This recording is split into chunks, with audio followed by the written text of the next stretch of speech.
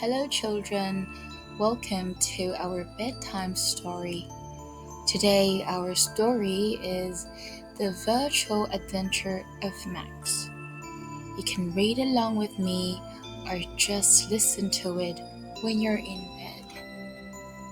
Soon, in a not too distant future, there was a boy named Max who loved to play computer games.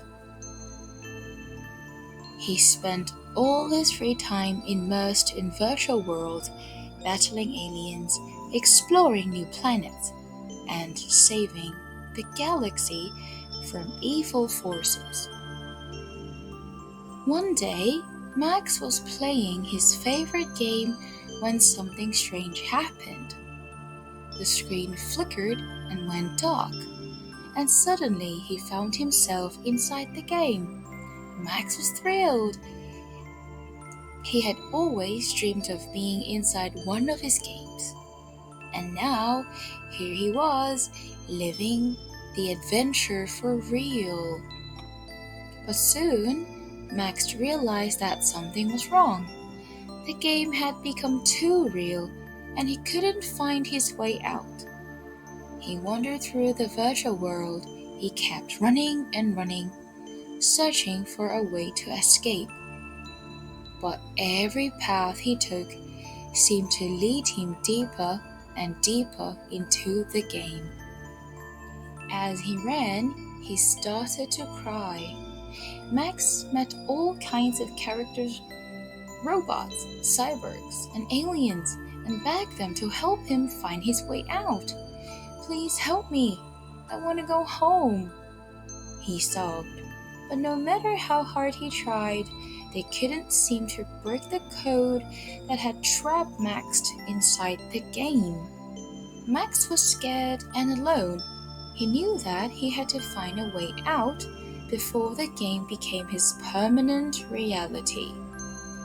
He pushed himself to the limit, fighting off enemies and solving complex puzzles.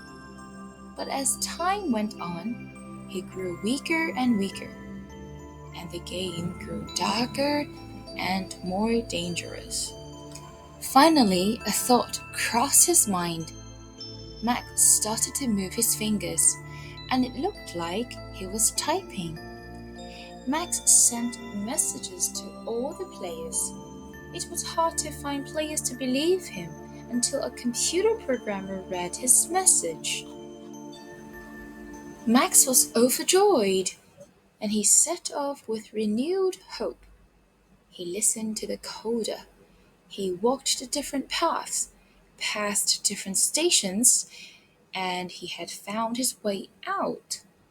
Max went through a very, very dark tunnel, panting and sweating. He closed his eyes and ran as fast as he could.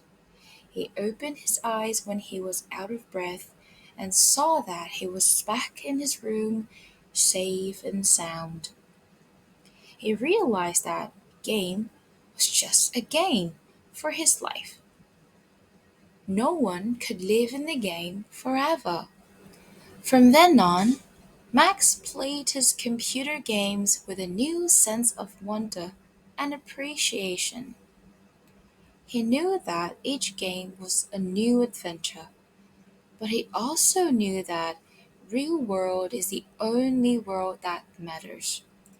There are many things to enjoy in real life. And children, I hope that you will remember there are many great things around us. The end, and good night.